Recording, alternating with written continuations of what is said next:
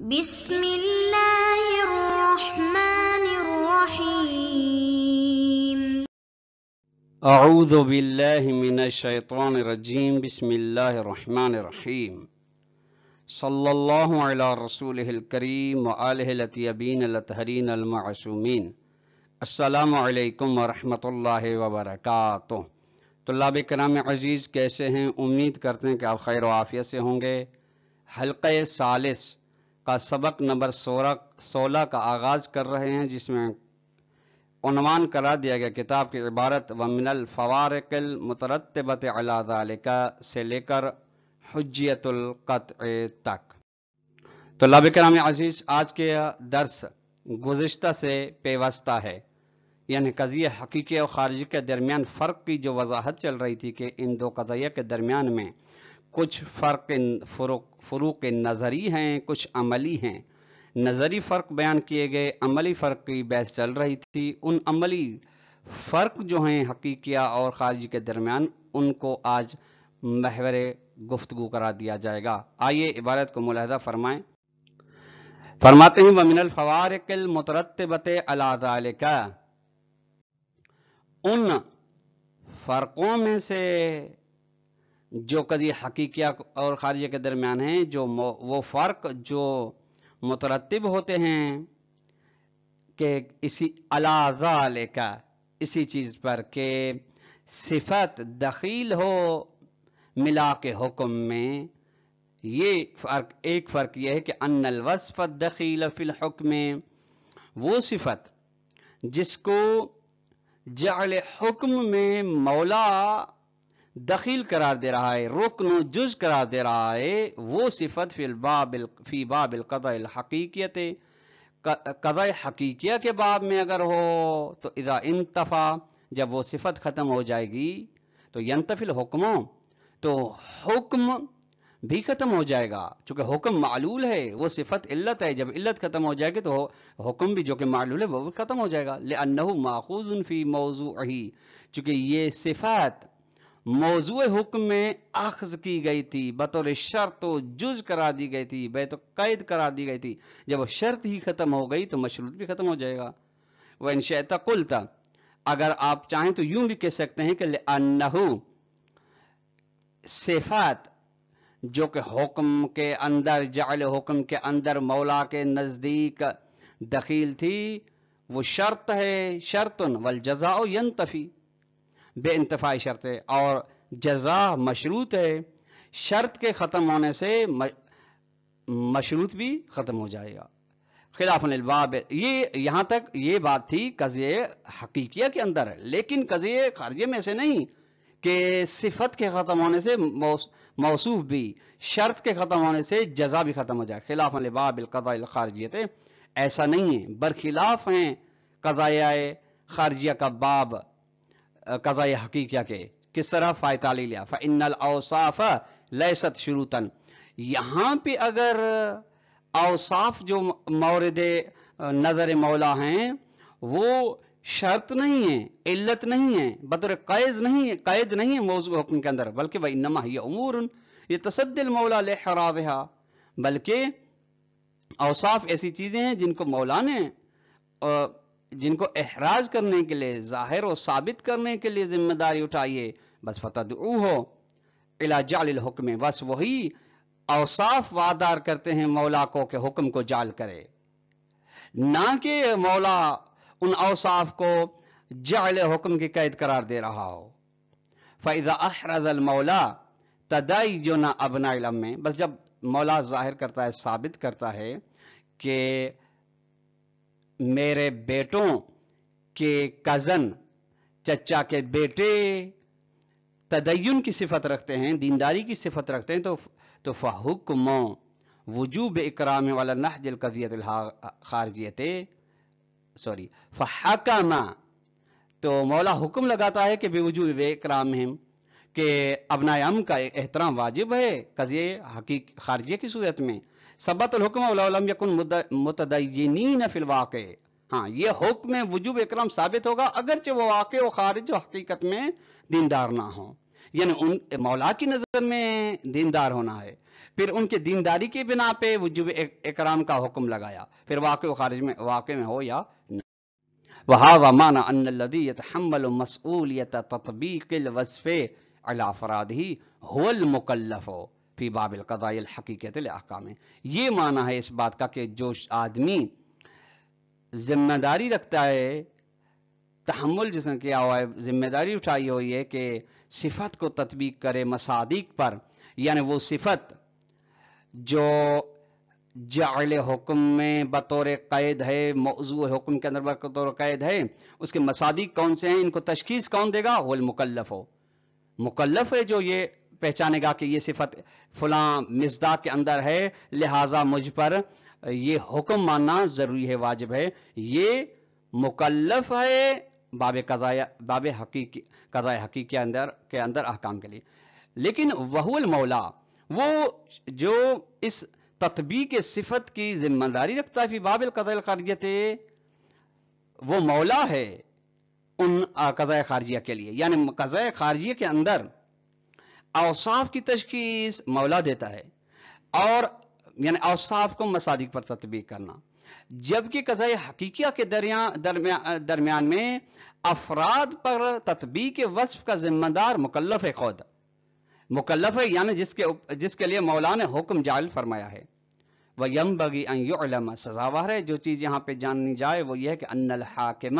سَوَاءٌ كَانَ حُكْمُهُ عَلَى نَهْجِ الْقَضِيَّةِ الْحَقِيقِيَّةِ أَوْ عَلَى نَهْجِ الْقَضِيَّةِ الْخَارِجِيَّةِ۔ حاکم طلاب کرام میں عام ہے، حاکم شرعی ہو یا غیر شرعی ہو، یعنی حکم کرنے والا، حکم جعل کرنے والا، چاہے اس کا حکم قضیہ حقیقیہ کی صورت میں ہو یا قضیہ خارجیہ کی صورت میں ہو، ایک وَسَوَاءٌ كَانَ حُكْمُهُ تَشْرِيعًا، چاہے اس کا حکم جو جال رہا ہے وہ شرعی صورت رکھتا ہو، کل حکم وجوب الاستطاعت المستطیع، جیسے کہ وہ حکم لگا رہا ہے کہ مستطیع جو کہ استطاعت مالی و بدنی رکھتا ہو اس پر حج واجب ہے، یہ شرعی، اور تکوینی جن، یا اس کا حکم جو جال کر وہ تکوینی صورت رکھتا ہو، وہ اخباری پھر تکوین سے خبر دے، کل حکم بأن النار محرقۃ، کہ آتش وہ ہے جلانے والی ہے، گرم ہے، اور انہا فی الموقد، یا پھر وہ ایندھن میں آتش ہوگی۔ یہ طلاب کرام عزیز یہ ہے، یہ پرانتز یہ بریکٹ بند ہو گیا۔ وَيَنبَغِي أَن يُعْلَمَ أَنَّ الْحَاكِمَ، ان کی خبر یہ کہ انما یسب حکمہ فی الحقیقت، کہ یہ حاکم اپنے حکم کو قرار دیتا ہے حقیقت میں علی صورت ذہنیت، صورت ذہنیہ پر، یعنی جو اس کے ذہن میں صورت ہے اس کے اوپر حکم کو لاگو کرتا ہے، لا علی الموضوع الحقیقی للحکم، نہ کہ موضوع حقیقی خارجی پر حکم کو لاگو کرتا ہو، نہیں، جو اس کے ذہن میں اس کے اوپر جعل کرتا ہے۔ لأن الحکم لما کان امرا ذہنیا، چونکہ حکم جب امر ذہنی ہوگا تو فلا یمکن ان یتعلق الا بما هو حاضر فی ذہن، تو ممکن ہی نہیں کہ وہ حکم تعلق پیدا کرے سوا یہ کہ اس چیز کے ساتھ جو موضوع اس کا ذہن میں ہو، یعنی حکم جب ذہنی ہے تو اس کے لیے موضوع حکم بھی ذہنی ہونا چاہیے اور ذہنی ہوگا، ولیس ذالک، اور یہ نہیں ہو سکتا الا صورت ذہنیت، یہ تب ہو سکتا ہے جب موضوع کی صورت ذہنیہ ہو جس کے لیے حکم لگ رہا ہے، وہی اور وہ صورت ذہنیہ وان کانت مباینۃ للموضوع الخارجی بنظر، اگرچہ وہ صورت ذہنی تباین رکھتی ہے اس موضوع خارجی کے ساتھ ایک لحاظ سے، یعنی موضوع کی ایک صورت ذہنی ہے دوسری صورت خارجی ہے، صورت ذہنی کے اندر فرض کے آتش ہے، ایک صورت ذہنی ہے اس کے لیے حکم لگ رہا ہے فرض کے گرم ہونے کا، اس کے لیے اثر نہیں ہے یا اثر ہے بھی تو جداگانہ اثر ہے، اور جبکہ اس کا جو خارج میں آتش ہے اس کے لیے گرم ہونے کا جلانے کا حکم جدا ہے، تباین رکھتے ہیں یہ دونوں اثر، ولیکنہ عینہ بنظر، لیکن وہی صورت ذہنیہ عین موضوع خارجی ہے دوسرے لحاظ سے۔ اب اس کی مثال پیش کرتے ہیں، فَأَنْتَ إِذَا تَصَوَّرْتَ النَّارَ، جب آپ آتش کو تصور کرتے ہیں تو تَرَى بِتَصَوُّرِكَ نارن، آپ اپنے تصور میں اپنے ذہن میں اس کو آتش دیکھتے ہیں، وَلَكِنَّكَ إِذَا لَاحَظْتَ بِنَظَرَةٍ ثَانِيَةٍ إِلَىٰ ذِهْنِكَ، لیکن جب آپ دوسری نظر میں اپنے ذہن کی جانب دیکھتے ہیں، یعنی ایک دفعہ آپ نار بما ہوا نار دوسرے دیکھ رہے ہیں دوسرے مرحلے میں آپ نار اس لحاظ سے کہ وجود ذہنی رکھتی ہے تو وجدت فیہ صورت ذہنیت للنار، تو یہاں پہ آپ آتش کا صورت آپ آتش کا صورت ذہنی وجود ذہنی پائیں گے، للنار نفسہ، خود یہاں پہ آتش کو آپ نہیں پائیں گے، آتش یعنی جس کا اثر ہو. ولما کان ما فی الذہن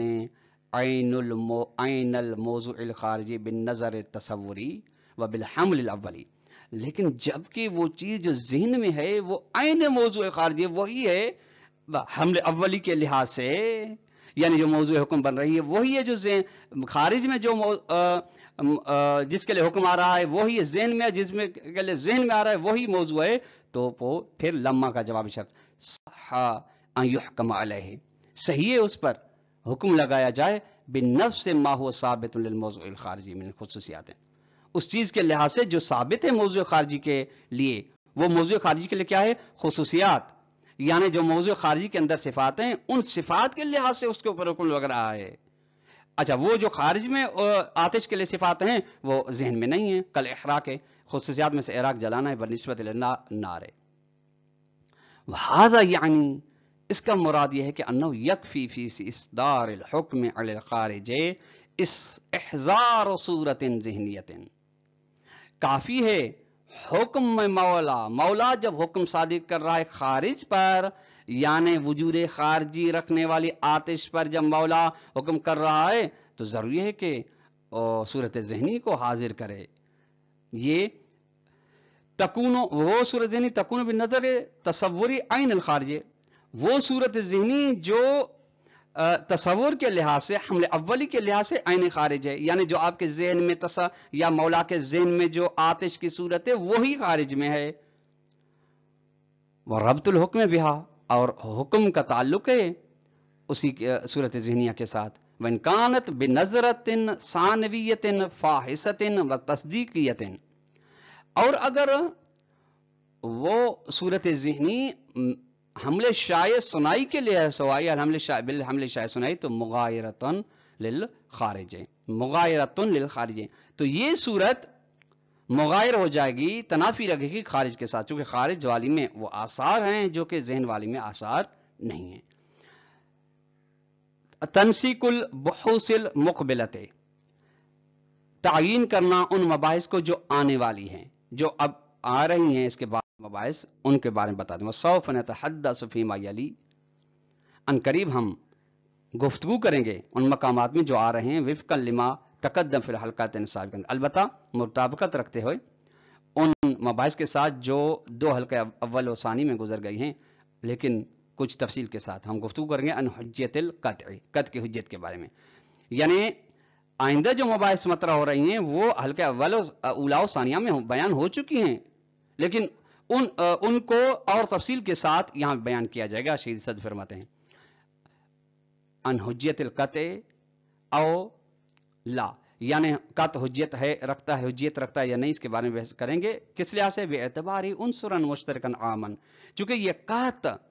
عنصر مشترک عمومی ہے استنباط حکم شرعی کے لیے، یعنی عناصر مشترکہ جو کہ عام عمومی ہیں ان کے بارے میں پہلے گفتگو ہوگی. ثم عن العناصر المشترکۃ التي تتمثل في ادلۃ محررۃ، پھر گفتگو ہم کریں گے ان عناصر مشترکہ کے بارے میں جو ادلہ محررہ میں بیان ہوتے ہیں. وبعد ذلك، اس کے بعد عن العناصر المشترکۃ التي تتمثل في اصول عملیۃ، ان عناصر مشترکہ استنباط حکم شرعی کے بارے میں گفتگو کریں گے جو اصول عملیہ میں بیان ہوتے ہیں، تمثل اختیار کرتے ہیں. وفی الخاتمۃ، آخر میں نعالج حالات تعارض انشاءاللہ تعالی، پھر اس کے بعد تعارض و تضاد کی جو حالات پیش آ رہے ہیں اس کا علاج بیان کریں گے کہ اگر 2 ادلہ کے درمیان میں، 2 اصول کے درمیان میں، یا اصول و دلیل، اصل و دلیل کے درمیان میں اگر تعارض پیش آ رہا ہے تو اس کو حل کرنے کا، اس کا علاج، اس کا راہ حل کیا، اس راہ حل کے بارے میں ہم خاتمے کے اندر گفتگو کریں گے. طلاب کرام عزیز، آج کا درس اپنے اختتام کو پہنچا. والسلام علیکم ورحمۃ اللہ وبرکاتہ.